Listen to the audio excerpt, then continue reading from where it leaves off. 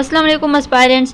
Today we are exploring lecture 12 of Ethics and Civics MCQs covering the 1973 Constitution of Pakistan and key ethical principles.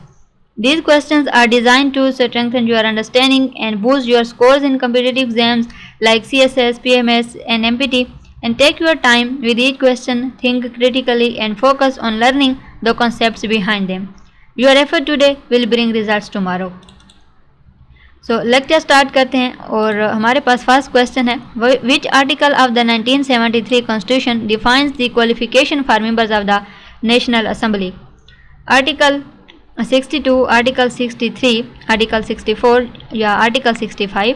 तो इसका सही जवाब है option A में article 62. Article 62 of the 1973 constitution outlines the qualification for National Assembly members, including being of good character and not violating Islamic injunctions, and it ensures eligibility criteria for elected representatives.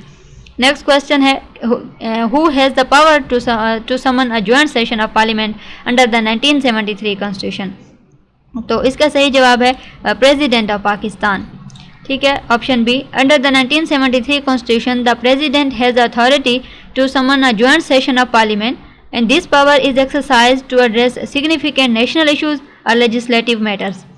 Next question है, constitutional article inquiry से related, under which article of the 1973 constitution is the council of common interest established? इसका सही जवाब option A है article 153. Article 153 establishes the council of common interest to manage federal provisional relations. It ensures coordination on matters like resource distribution and policy implementation. Next question है कि which article established the Supreme Court of Pakistan? तो इसका सही जवाब option A है article 176. Article 176 of the 1973 Constitution provides for the establishment of the Supreme Court of Pakistan, and it defines the court's composition and judicial authority. Next question है कि who appoints the governors of provinces under the 1973 Constitution? तो इसका सही जवाब option B है president. The president appoints provisional governors under the 1973 Constitution as per Article 101. Governors act as the federal government's representatives in the provinces. The next question कि which article deals with the procedure for amending the Constitution? Article 238, Article 239, 240 और 241? तो इसका सही जवाब option B है article 239 outline the procedure for amending the 1973 Constitution, requiring a 2/3 majority in both houses of Parliament, and it ensured a rigorous process for constitutional changes. Next question है कि under the 1973 Constitution, who is the Commander-in-Chief of the Pakistan Armed Forces?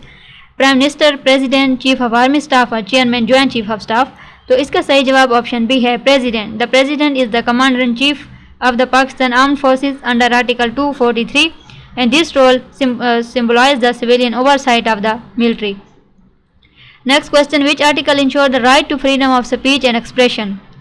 तो इसका सही जवाब article 19 है. ठीक है, option A है article 19 guarantees the right to freedom of speech and expression in Pakistan subject to reasonable restrictions, and it protects citizens' ability to voice opinions and access information. Next question है कि who chairs the National Security Council under the 1973 Constitution? President, prime minister, chief of army staff और foreign minister? तो इसका सही जवाब है option B में prime minister. The prime minister chairs the National Security Council under the 1973 Constitution, and this body address critical security and strategic issues of the country. Next question है कि which article prohibits forced labor in Pakistan? Article 11, 12, 13 और 14? तो इसका सही जवाब है हमारे पास option A में article 11. Article 11 prohibits forced labor and human trafficking in Pakistan, and it safeguards human dignity and aligns with fundamental rights protections. Next question है fundamental ethical theories and applications से related. Which ethical principle emphasizes acting in a way that respects the rights of others? Beneficence, justice, autonomy और non-maleficence? तो इसका सही जवाब option B है justice. The ethical principle of justice emphasizes fairness and respecting others' rights, and it ensures equitable treatment in decision making and resource allocation.